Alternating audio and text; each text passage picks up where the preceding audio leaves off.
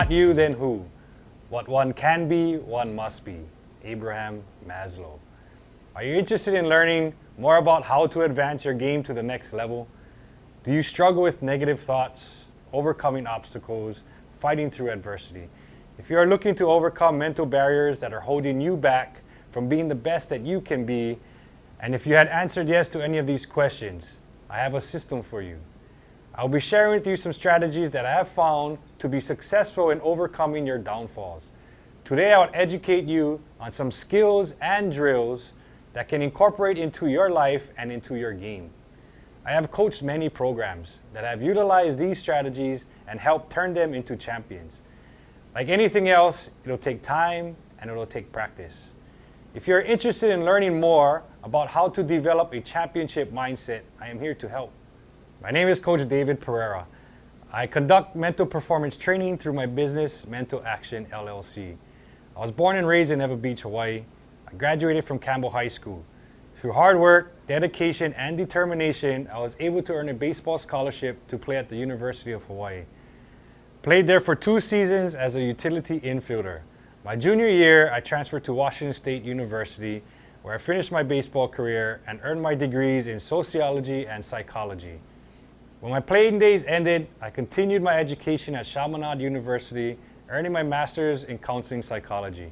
While doing that, I began a counseling career and a coaching career over at Campbell High School, where I have been for the past 21 years.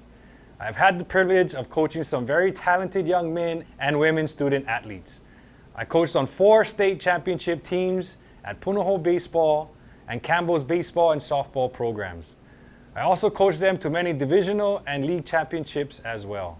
My proudest accomplishments as a coach are not the championships, but developing championship mindsets into my players. I am so proud of the many who have had benefited from the lessons I have taught to have either signed professionally and or graduated from college and becoming successful people.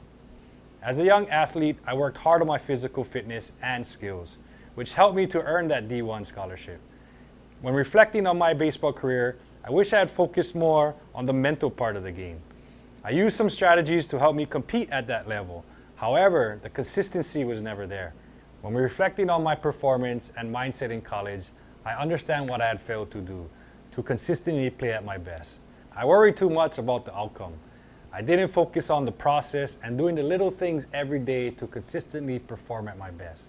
I would let distractions outside of my control and self-defeating thoughts dictate my performances. One of the defining moments in my life was my battle with stage 3 cancer. At 26 years old, I developed a tumor in my left thigh called a liposarcoma.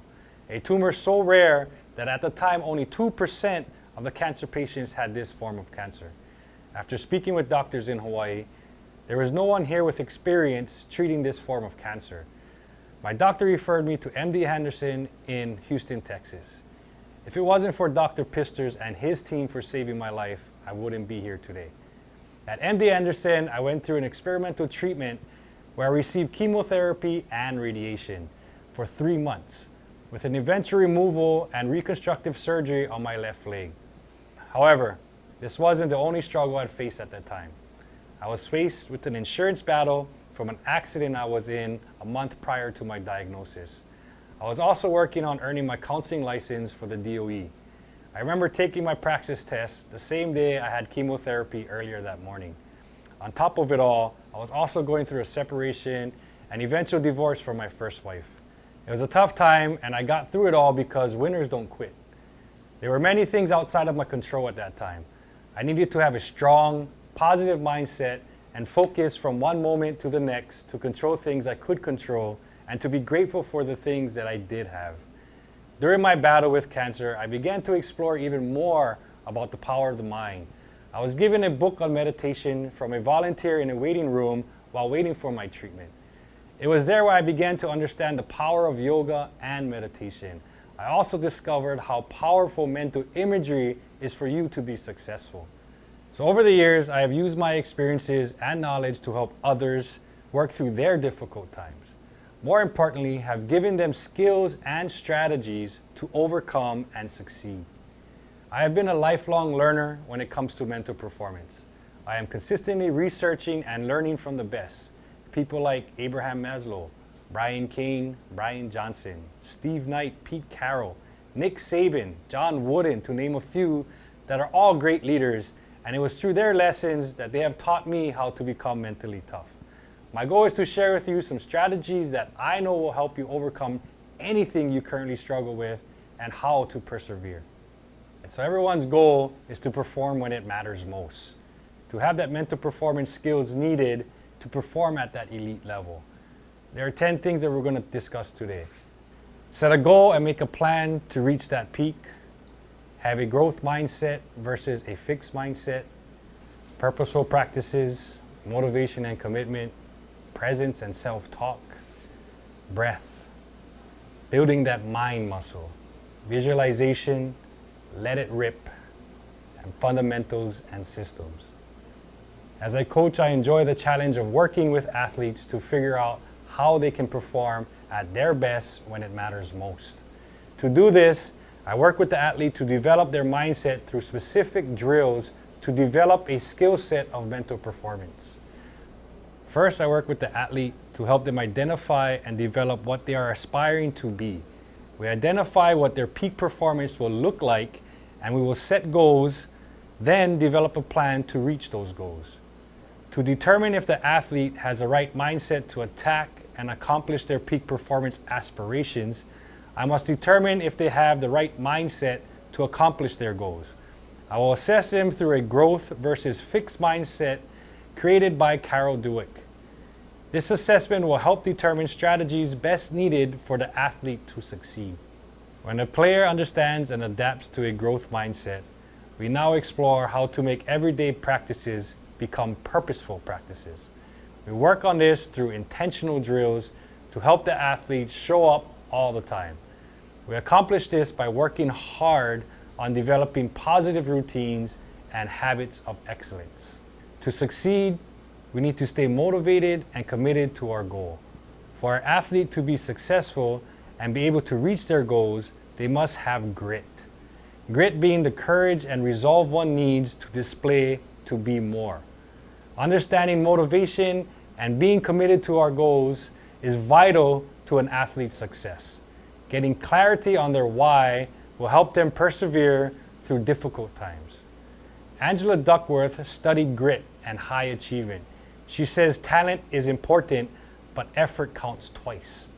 She has an equation that demonstrates high achievement. It's talent times effort equals skill. And then skill times effort equals achievement. We don't have control over our talent, but we can control our effort.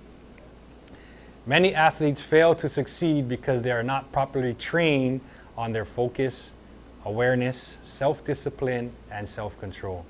In order for you to truly compete at a high level consistently, you must use this one performance booster: presence.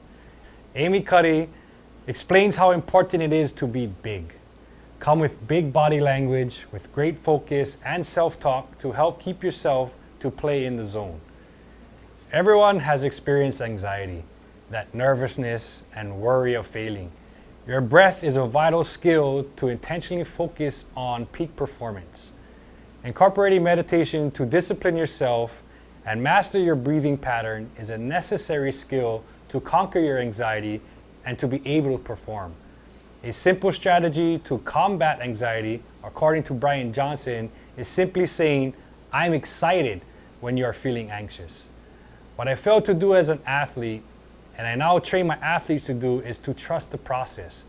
Understanding and embracing the concept of process over outcome will help to improve the athlete's self-confidence, self-image, and self-consciousness.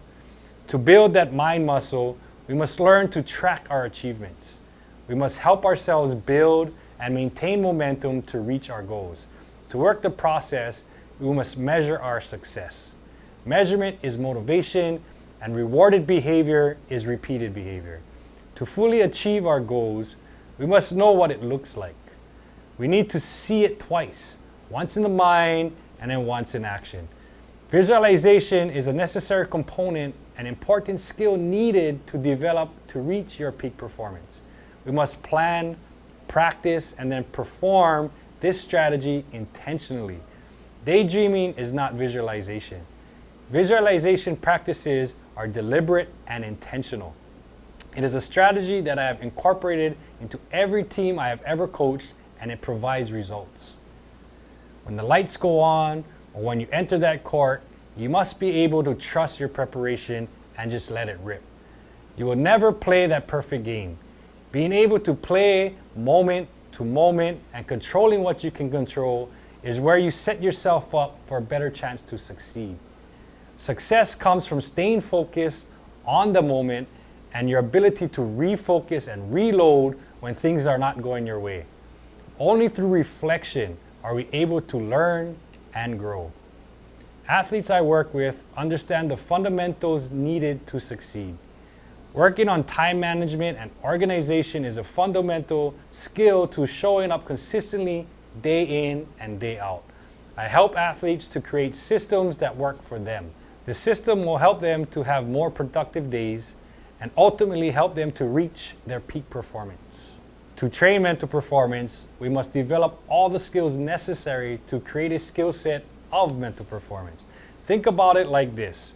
What is the skill set of a baseball or softball catcher? A catcher needs to be tough, both physically and mentally.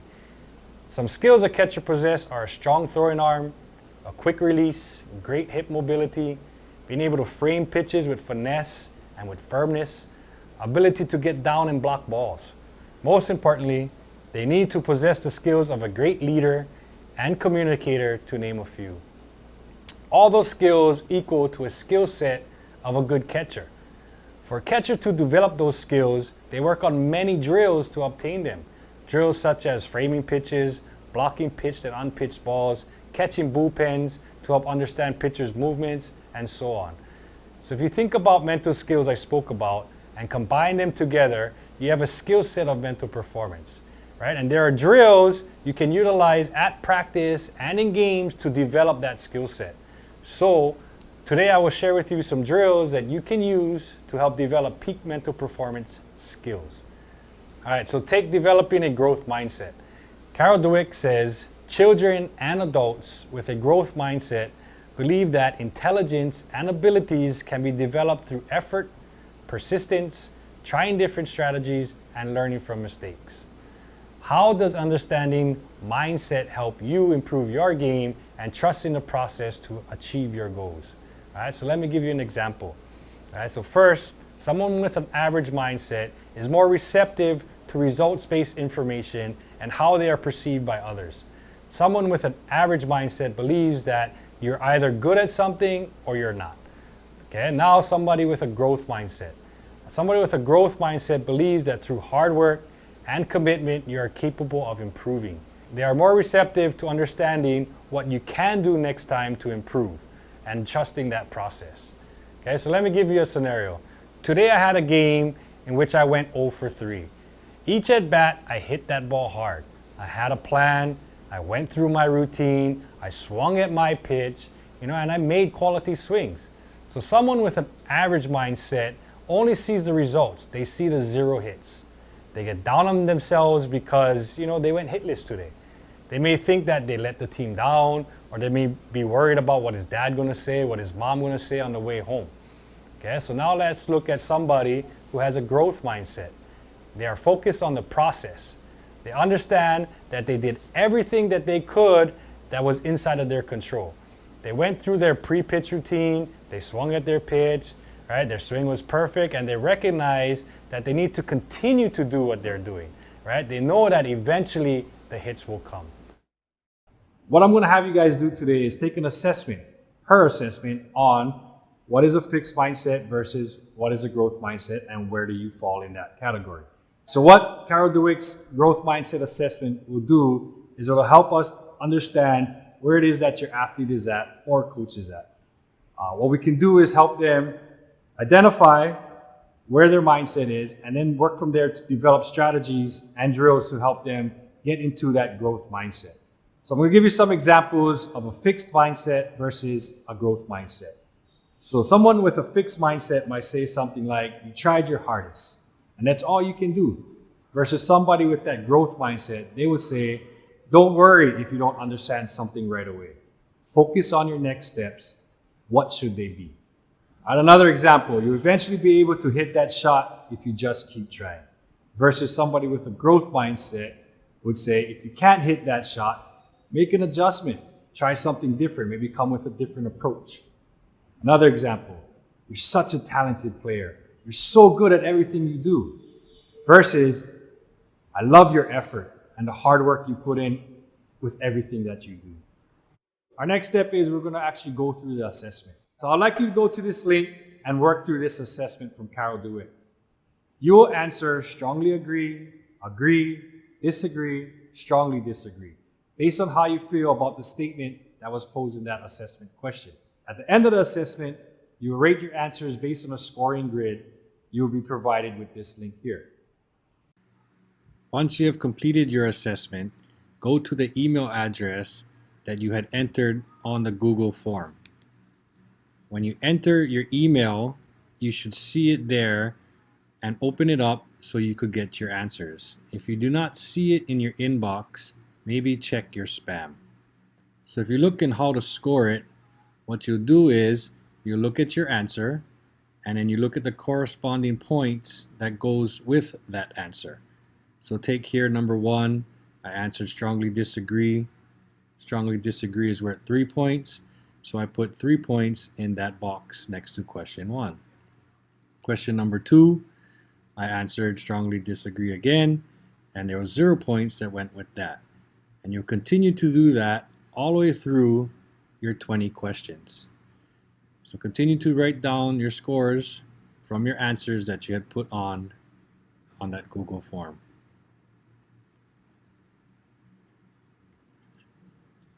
When you get to the end, if you're doing it here on Google Sheets, you can go ahead and press the sum button, all right, highlight all those cells, and then hit enter, and then you should get your score.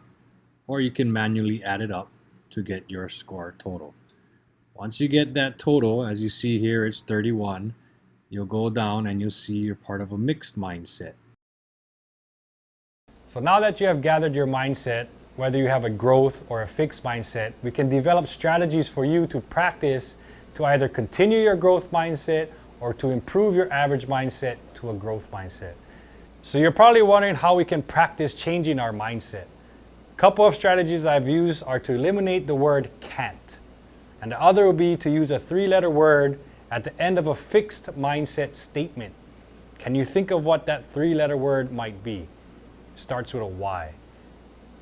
The word is yet. Right? So someone with an average mindset, they might say things like, Coach, I can't hit that inside pitch. That guy is too strong for me. I can't beat him. I'm not that smart. So at the end of those statements, you would just say the word yet. So it would go something like this. Coach, I can't hit that inside pitch yet. That guy is too strong. I can't beat him yet. I'm not that smart yet. All right, so adding that word yet will definitely help you to fix that mindset and to start to change it into a growth mindset. To practice this, I challenge you to identify when you or a teammate make these types of fixed mindset statements and have them immediately change it to a growth mindset statement. Summing up growth mindset and the drills to develop that skill. Knowing that a growth mindset is the belief that intelligence and abilities can be developed through effort, persistence, and trying different strategies and learning from mistakes. To accomplish this, you must work on some drills to develop this skill. Drills like praise or recognize effort over talent. Praise or identify working the process. Identify and change that fixed mindset voice to a growth mindset voice. And finally, visualizing challenging scenarios and seeing your success. Today, I've given you an overview of mental performance training and the necessary skills you need to reach your peak performance. I have given you a couple strategies to help you practice and to improve your mental performance. If you want to learn more or are looking for a mental performance coach, please contact me via Instagram at mental.action or email me at mentalaction2021@gmail.com. Thank you from Coach David. Have a good one.